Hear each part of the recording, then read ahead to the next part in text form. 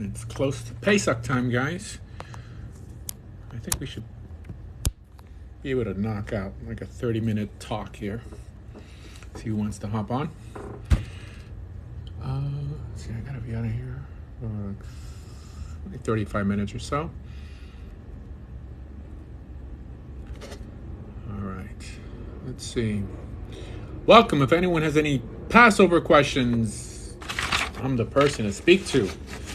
I am not the Heter Rebbe, but I'll make your life easier.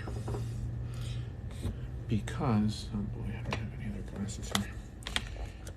I have inside information that will free you from a lot of the chumrot, a lot of the stringencies that people have taken upon themselves during Passover that make Passover into a Yom Kippur, unfortunately.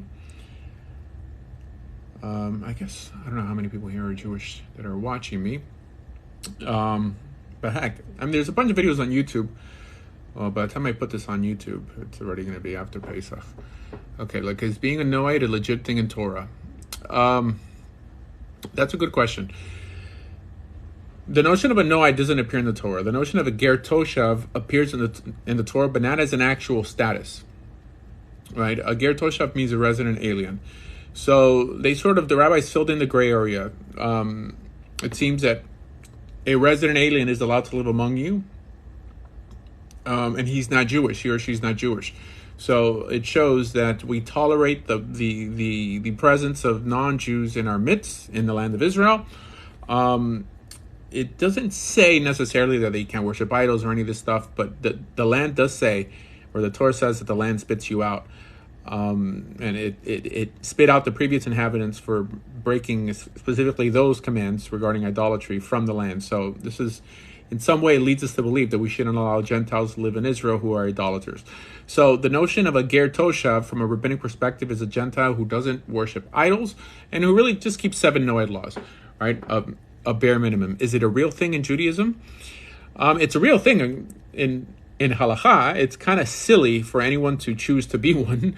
By definition, everyone is already a ben or bat noach. There's nothing really to belong to, especially nowadays. In the past, it was a formal procedure of becoming a ben or bat noach. You went up to 3 rabbis or 3 Jews in general, and then took some sort of oath. But yes, it's a real thing. It's just sort of silly that anyone would want to become a Noahide, Ger Toshav, Gerim Toshavim, if they could just become Jewish. There's so many. It's really a second-class citizen status. It's very similar to the notion of dhimmi in the Islamic world. So anyone who encourages you guys to become a Noahide, just tell them I said that nothing in halakha. They're actually breaking halakha. Hi. Offering you that. Hi, welcome. How you doing? Good. How's it going? Good. Are you where you from? Where am I from? I'm from Miami. Well, South Florida. Oh, Miami. Okay. Yeah.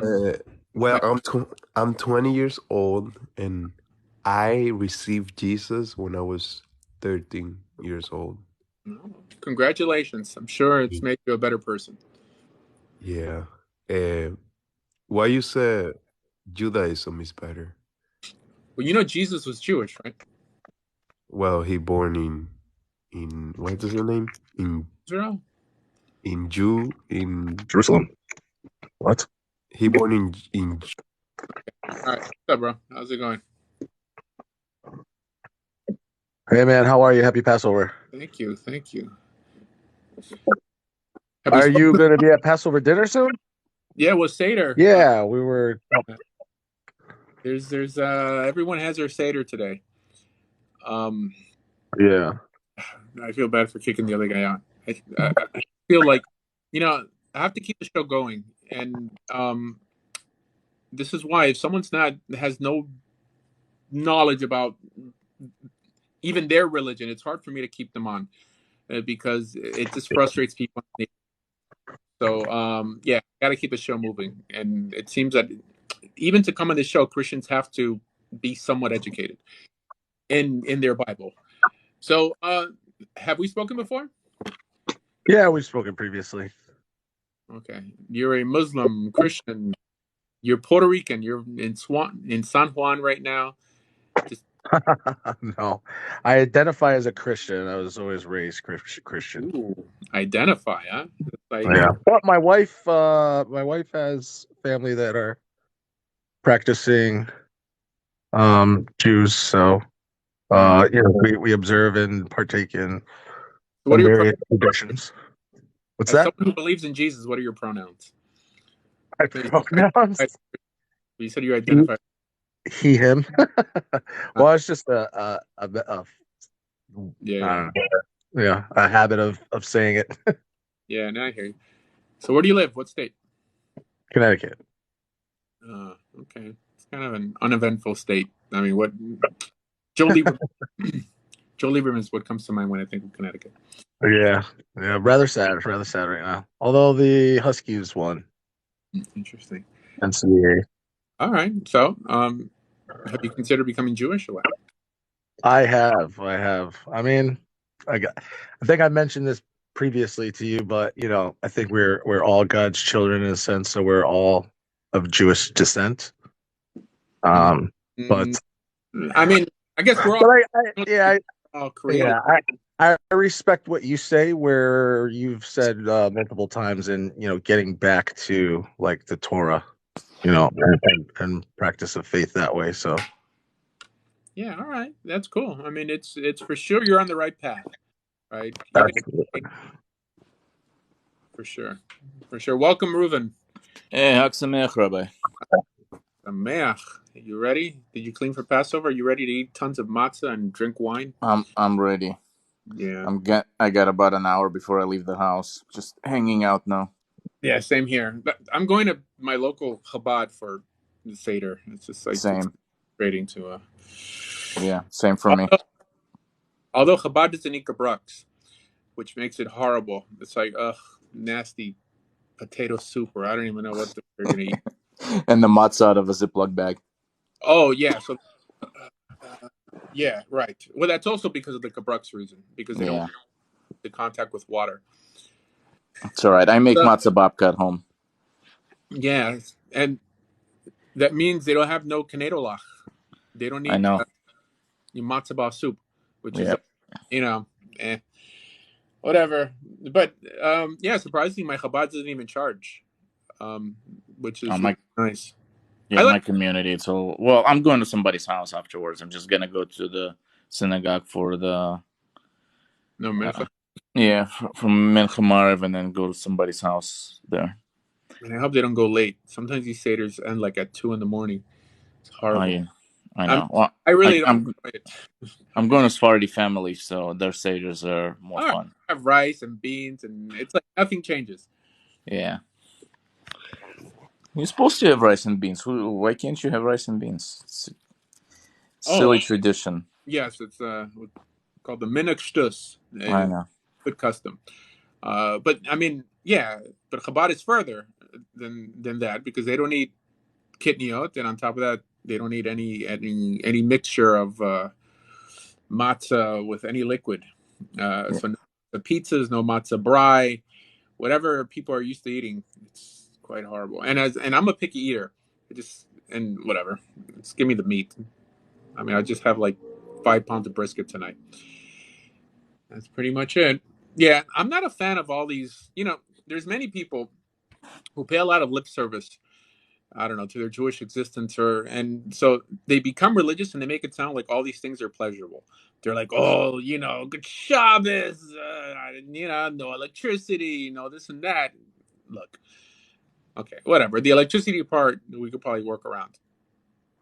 But when Yom Kippur, when Pesach becomes like Yom Kippur, that it's just like it's not supposed to be painful. Mm-hmm. And synagogue's not supposed to take forever too, because I'm someone who I walk around it. Whenever I go to shul, I bring a book, right? A book, not a prayer book, but a book, right? I mean, I grabbed the prayer book there, and I basically just dive in for the Shema, the Amidah, and I'll say some kaddishes, and while they're landing, I won't talk, Right? But apart from that, I'm reading a book or I'm walking around trying to talk to people because I get very bored.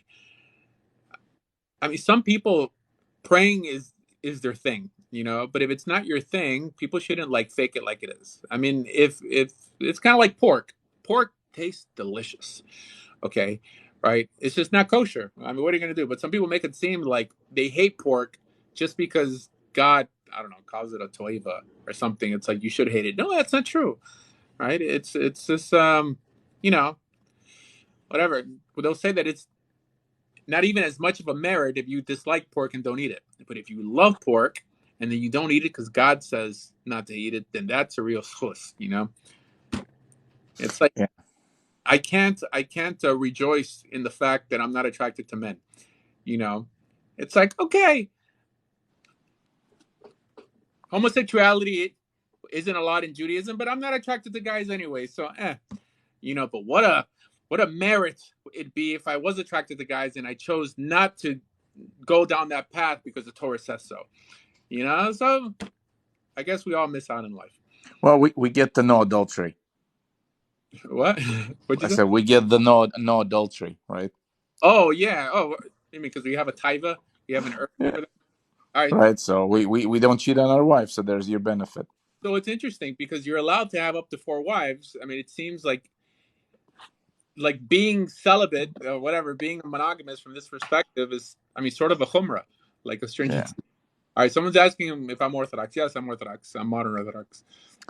Actually, I went looking for the number. I was curious, Yeah. and the only thing I found where it said that having more than 4 wives leads to idolatry, but I didn't see that there was like a clear ban that says no more than 4. Where'd you look? And Talmud. Oh, interesting. So I know the Rambam limits it to 4. Mm-hmm. But I didn't trace it back to see. that's Like, where he gets it from. So the 4, it says that if you have more than 4, it leads to like witchcraft and avodah zarah and all that stuff. really? I think they're basing it based on Shmuel, not Shmuel, sorry, uh, Solomon, right? Because he had many wives and they brought their idols with them. But kings are allowed to have, I think, up to 18. So I don't know how. It could be. There's a medrash. Well, the Rambam brings it down like this: that someone who loses their temper is like they worship the avodah zarah. Mm-hmm. So maybe like if you have more than 4 wives, I mean, you'll spend your whole day frustrated and angry. All you're gonna do is fight all day. Yeah, I mean, it's equivalent to worshiping idols. I find it like a selfless act. I'm not a polygamous, guys. It's like women don't hit me up. Okay, but any guy who's going to commit himself to 4 women or 2 or 3 women, what do they call it? Mesiras nefesh. I mean, it's like self-sacrifice.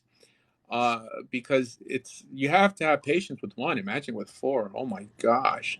Unless you're rich. If you're rich and they all have a different house, I mean, I heard Andrew Tate has more than 1 wife.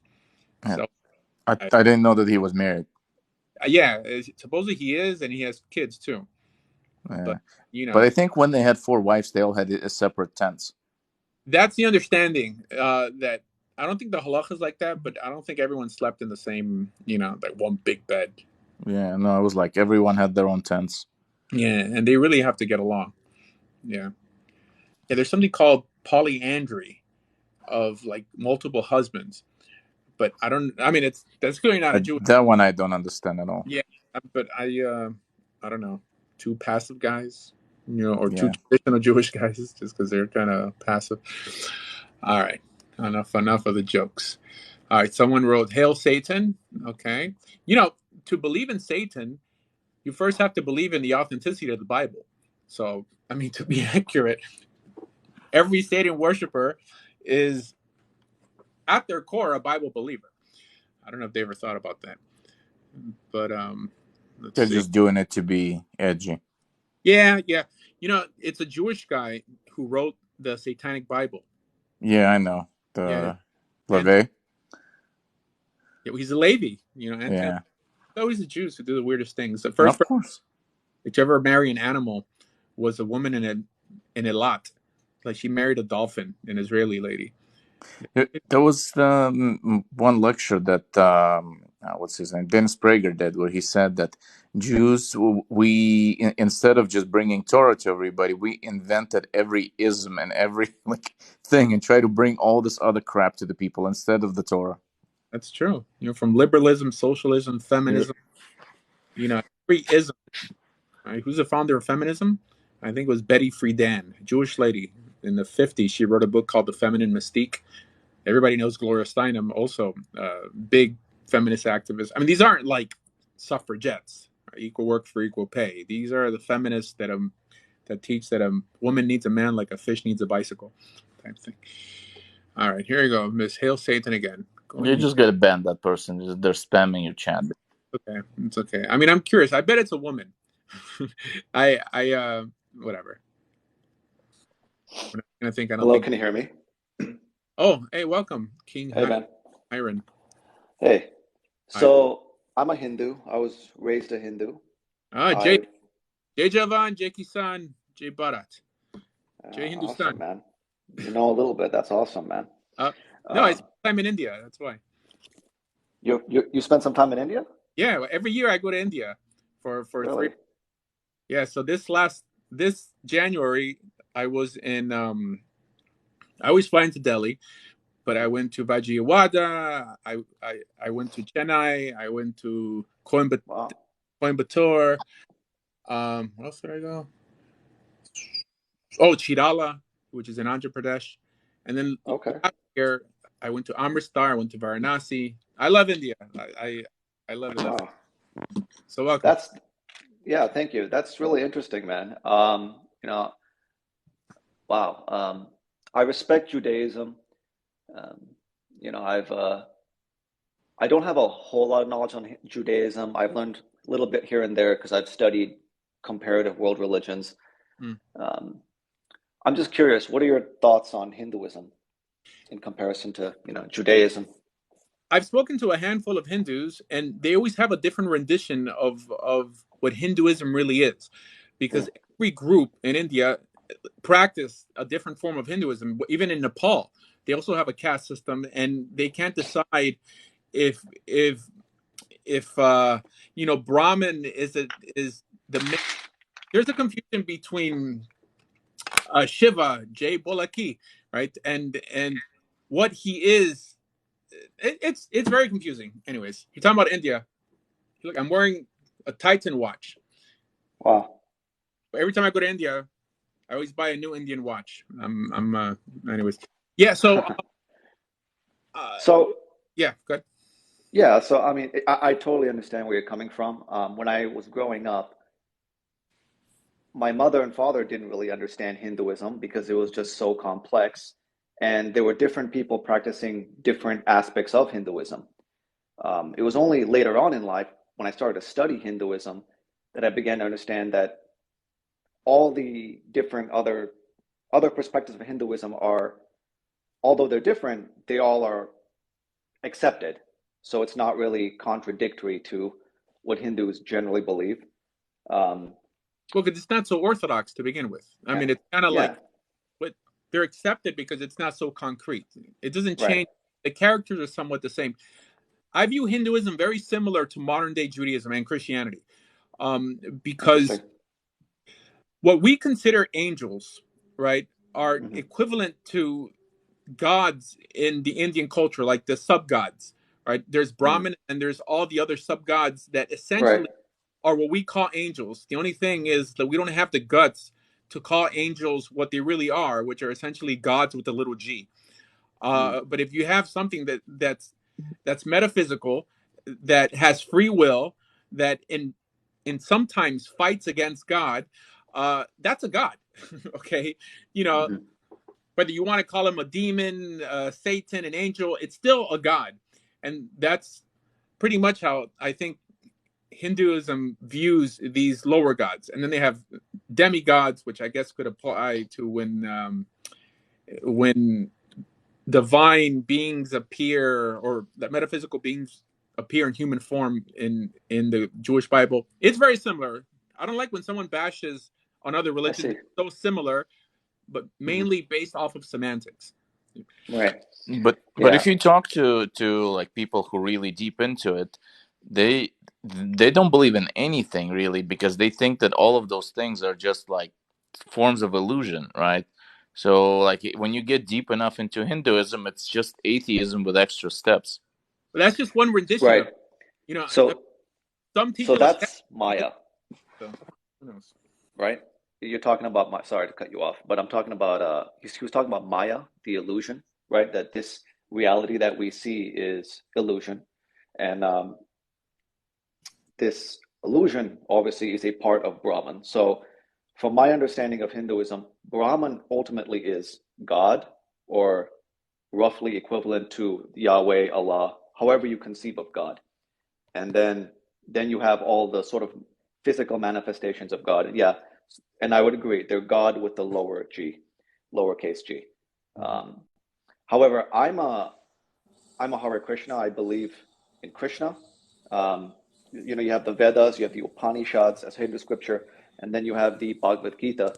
And in the Bhagavad Gita, Krishna claims that he is Brahman, and that Brahman is really an extension of himself. Hmm. So it's a sort of like a trinity concept that you see in Christianity. Again, not all Hindus believe that Krishna is God, so they just stick to their own gods, or they just worship Brahman. Or again, if you worship one of the lower case G gods, it's all okay because you are still worshiping Brahman, God Almighty. I hope Mm-hmm. that explains Yeah, something from my perspective. I think all this is a bit trivial in terms of trying to dissect God philosophically. I acknowledge that I belong to a monotheistic religion, but I don't think if someone happens to believe in some sort of complexity, some um, complexity in God's unity, that's going to make them any more ethical or less ethical, right? Like our Torah is made up between ceremonial laws and ethical laws, and yes, we have to keep ceremonial laws, but it's silly that most disagreements that exist on TikTok nowadays over religion, especially like monotheistic religions, are typically on trying to dissect God philosophically and not on actual proper behavior. Right? So it's kind of stupid. Anyways, you're Right. welcome, Hayam Hane, whatever. I can't even pronounce it. Hi. Hi. Is there a specific topic that we have to talk about, or Uh, hold on, I don't someone. see every day a Jewish guy that I can chat with? I'll be honest, I have a couple of questions. Oh, I'm Jewish. Yeah, go ahead. You can tag Yeah, me. so that's clearly who you are. I think I try to be. I can see. Yeah, yeah, I am from Turkey, and Uh, yeah, I don't believe in any kind of a religion or gods, but my job is religions and yeah, I'm a tourist guide. I have to take people around and tell them about history and life, religions, wherever we go. But I am quite interested these days of that uh, the the Islamic prophet moving to Medina, where he's running into Jews. I mhm. just want to ask you that question. I really don't get that part. How come Jews open the doors to Arabs from Mecca, especially if they knew what Muhammad was preaching, especially the things that he's writing about the Jews in the Quran and these all yeah about the God what he's claiming. If I know the Jews a little bit, they would definitely not welcome a guy like that. How come that they open the door and welcome them, give them place and stuff, and made them treat it together? Can you just explain a little bit, because we all have Islamic sources? Is not you can never read the other side of the story. If you have an idea, if you want to talk about it, that would be great. Yeah. So any agreements or covenants they may have made between Jews and Muslims in the Quran are, I don't think, have been validated by the Jewish community. Right? I mean, it's like, I mean, do Jews agree that they killed Jesus? Not really. I mean, that's what the New Testament says. Yeah. Um, Although, according to Jewish law, we could in some way have dealings with people who are not idolaters. And idolaters in the sense, I mean, uh, Islam is not idolatry to Judaism from a Gentile perspective. It is idolatry to Judaism from a Jewish perspective, meaning, according to the biblical standard, it is idolatry, right? But we don't hold the world against the biblical standard. We hold the world against a lower standard that we in some way call a universal law. So maybe that could have been it, because they perhaps were happy that he became a docile Gentile than, an enemy that they were working alongside with him. Also, Jews would have been in exile by that time. So in that portion of the world, it really wasn't up to them to exercise Jewish law or to some way not act political with anyone trying to make a partnership with them. I mean, Yeah. Jews had no power. I mean, even today, technically, religious Jews have no power outside of the land of Israel. Yeah. So I don't, My that, second part is just 3 years after the Muslims with Muhammad moving to Medina, Muhammad begins that wild war against Jew. My question is, what happened at that point?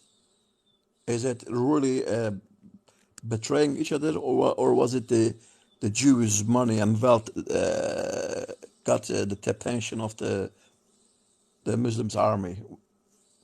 What do you think? I can't respond to anything that the Quran says about Jews. I mean, one, I don't know anything about it, I and just ask your point of view.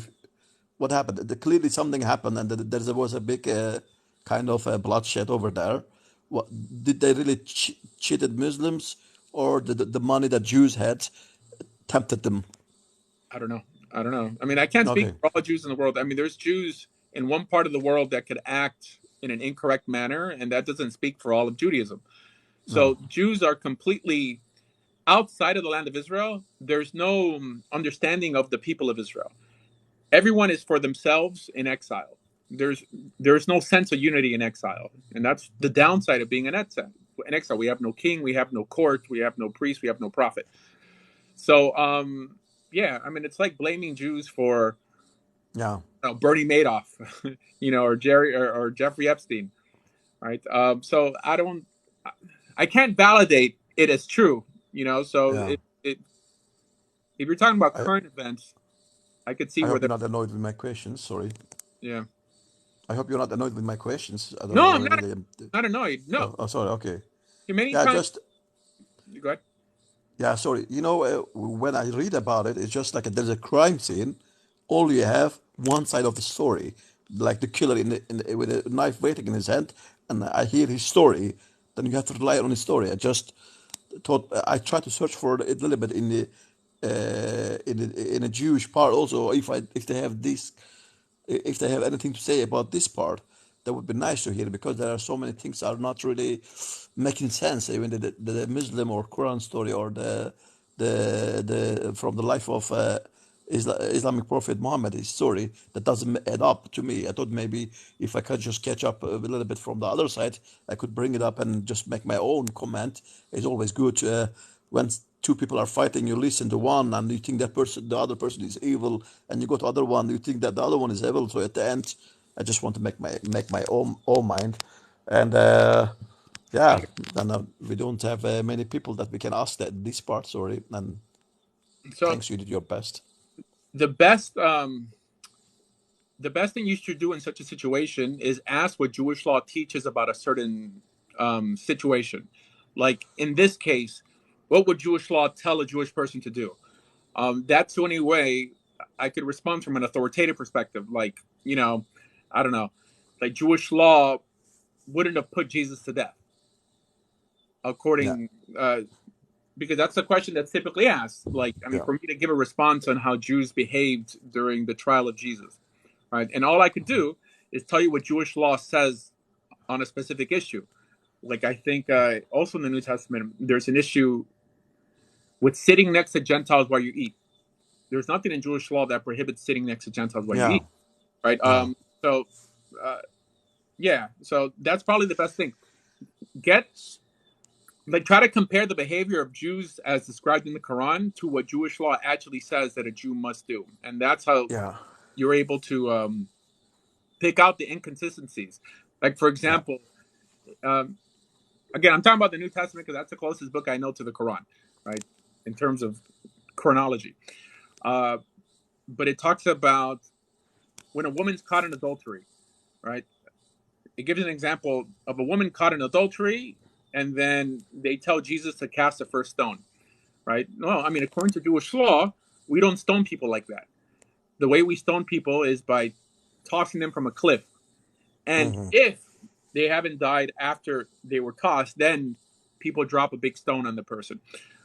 So, like this, by knowing Jewish law, you're able to verify the events in the Quran and the New Testament as something Jews would have done, as described in the Talmud, which is a text of that time.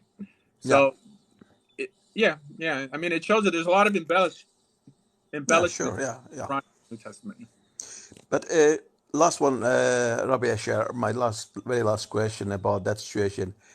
In the Muslim sources, they say after the Benu Qurayza was, they handed it, they came out of the castle, they were judged according to Talmud, and the man's over 10 years old, the boy's over 11 years old, the rest all being taken care of. I don't want to say that word, but is that what it is in Jewish Sharia, Jewish law, that like when somebody hand in and you have to take the woman as the whatever you call it, the woman as sex slaves, and sell the boys in the market. That's what it says in the Islamic sources. All the man has been taken care of, and the young woman was taken as a war captives. The rest were the kids. They were sold in different markets. It's quite harsh. Is that Jewish law? So, Jewish law teaches that before one goes to war with anyone, first you have to offer them peace. When you besiege a city, you can't surround it by four corners, only by three to allow people to escape. However, the combatants in that war, the people who remain in that war, either are annihilated or taken as slaves. Now, there is a law that if someone sees a woman during this conquest that he wants to make his wife, he can't do that, right? But there's a certain procedure that he has to follow. Like he has to allow her to mourn her dead relatives for a month. He can't touch her while she's mourning without, I think, but she doesn't trim her nails, she doesn't cut her hair. But there's a procedure. Yes, but you're allowed to take a woman that you found during war. And I think that's somewhat of a progressive idea back then, because this shows that just massive amounts of rape wasn't necessarily allowed. It allowed you to marry this person, but with certain exceptions.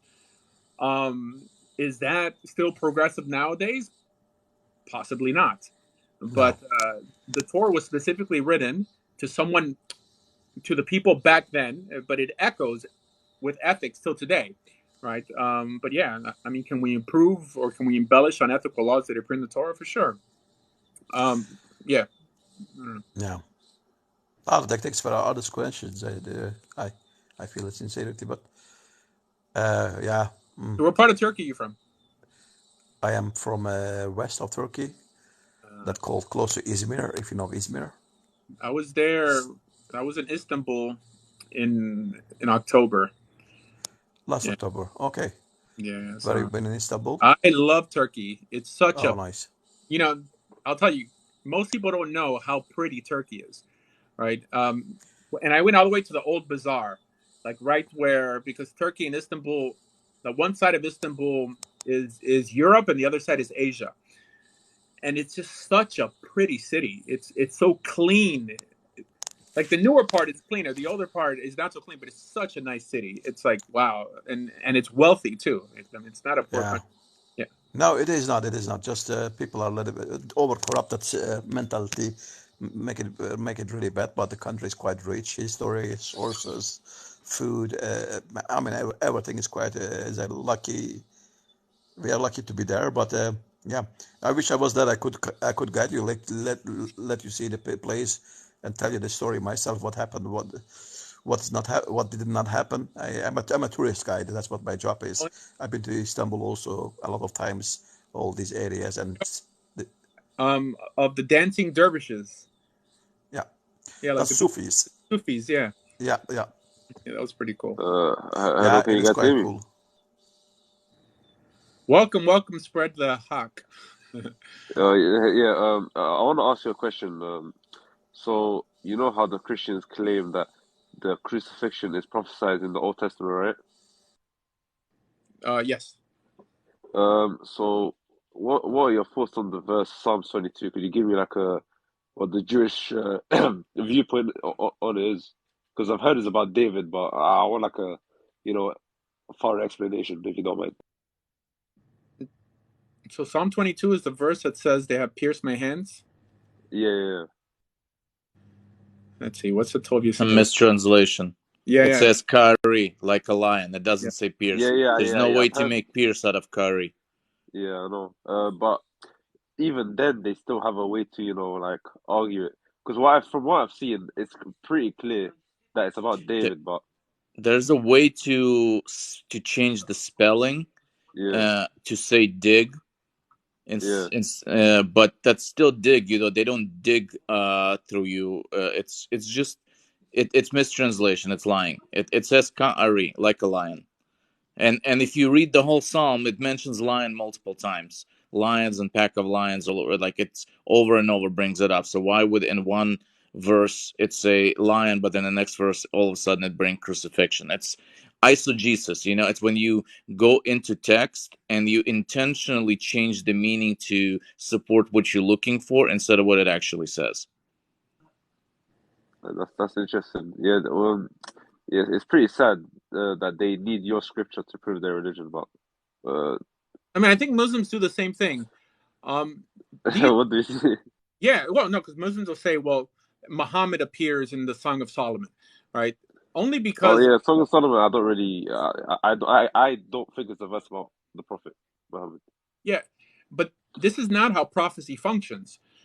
The idea that, first of all, that verses are going to appear outside the Torah, because it was the rabbis who combined the books of what we call Nach nowadays as things that they sanctioned that were allowed to study. No one ever thought that only because the rabbis wrote these books or the judges wrote these books and spread them across Israel that these books would be considered the word of God. And even why would God use cryptic language to talk about something that's going to happen 2,000 years in the future? Right? Don't forget, no one had the book of Psalms till quite recent. I mean, I'll tell you, like possibly even the time of the Maccabees. To assume that people walked around with the book of Psalms under their arm or the book of Jeremiah, not at all. This is the understanding that the prophetical books in general were introduced on Israel when they were occupied by the Syrian Greeks because they didn't allow them to study Torah. But I think that's the biggest misconception, that every book in what Christians call the Old Testament is the Word of God and divinely inspired, or for sure as equally inspired as the Torah is. And why would God play games with people? I mean, if God was a good God, Yeah, he would tell you what to expect. I yeah, mean, because I'm not saying that the Christian interpretation for everything is silly. They have good interpretations or good claims for this and that, but that's still just their opinion, right? So only because I happen to disagree with their opinion, I'm going to go to hell. When the Torah is different, the Torah is pretty clear cut. God tells you what to do and what not to do. So the idea that God can't be clear and exhaustive and conclusive is not true. God, if he wanted to tell you something, he would, because he did, right? Don't kill, keep the Sabbath, don't eat pork. I mean, this is pretty clear things. He should have told you, and await my son who's going to die, like for the sins of the whole world.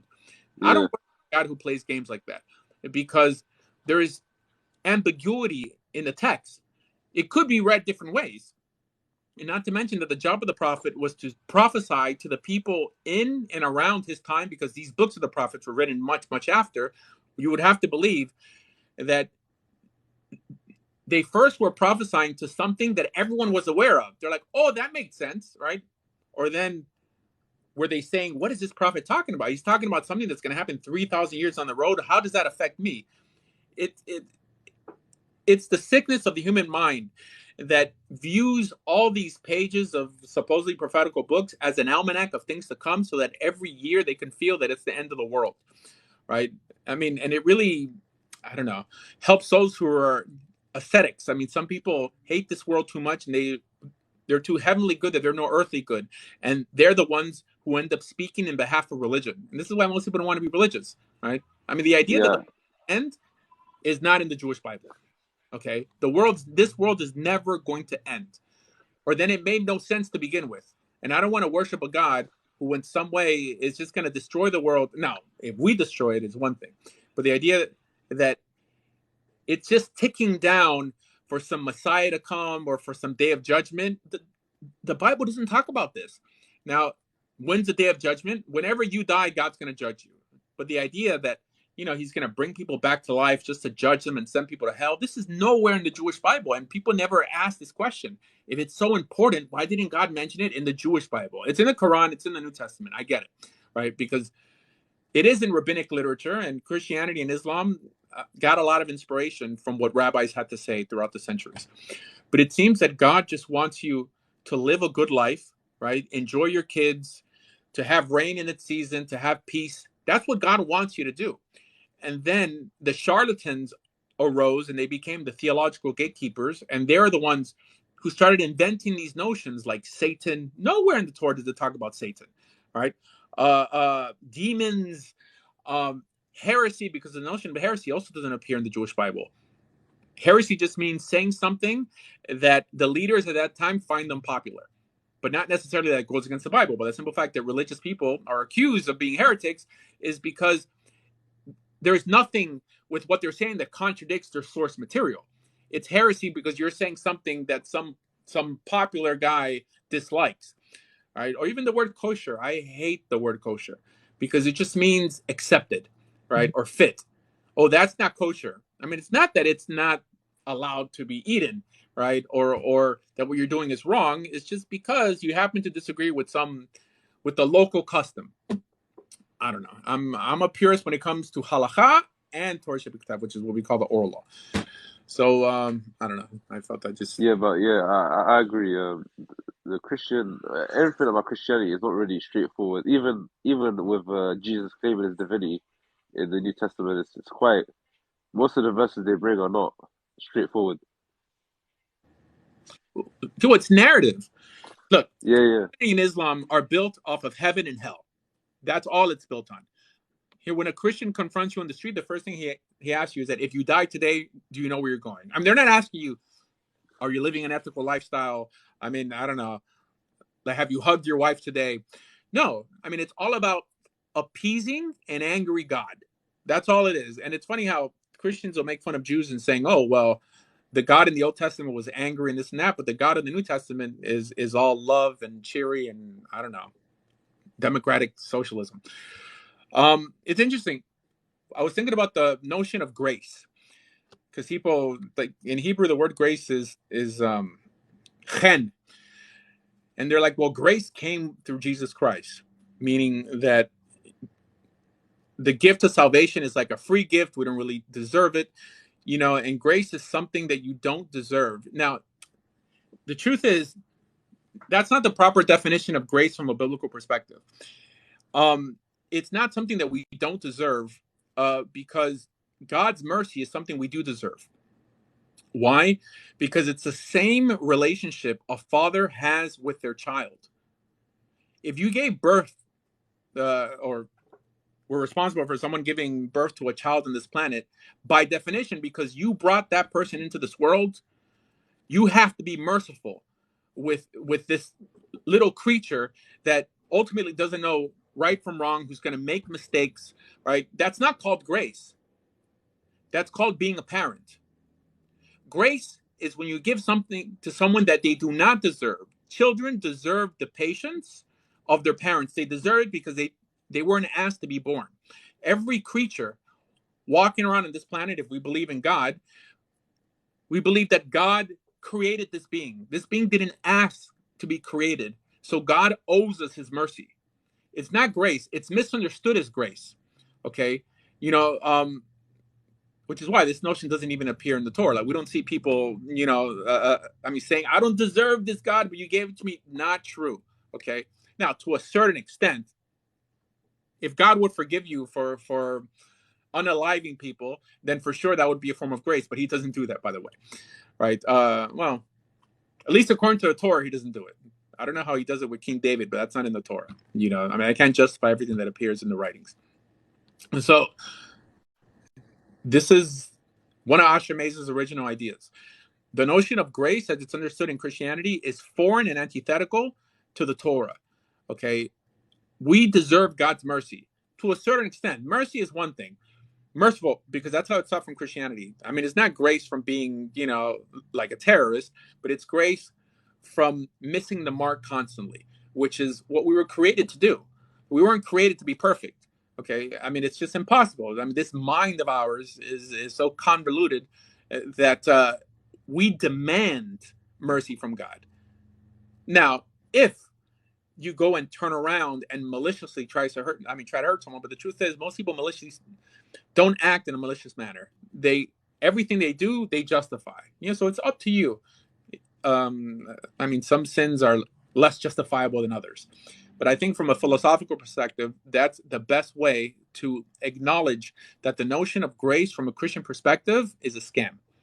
Okay? Because it just makes God ungodlike, unfatherly. If the goal is to emulate a good God, I would not like to emulate the God that appears in the New Testament. Okay?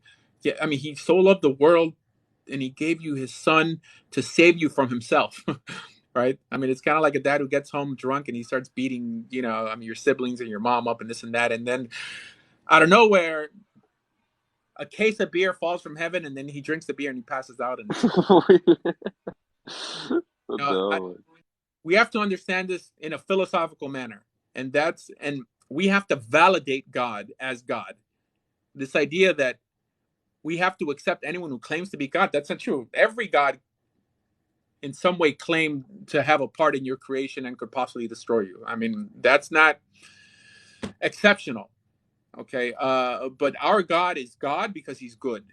So if the religion, the rabbis, the pastors, the imam, if they're presenting God in an unethical manner, look for a different religion or cut out that rabbi or that imam or pastor because they don't have a healthy relationship with the creator of the world. That being said, I'm going to my Pesach Seder. Yeah. All right. Thank you. Chag Sameach, Asher. All right. Take it easy. Thanks for the explanation. I appreciate it. All right, guys. Have a kosher Pesach. Chag Sameach, Asher. Chag Sameach. Chag Sameach. Be well. Bye-bye.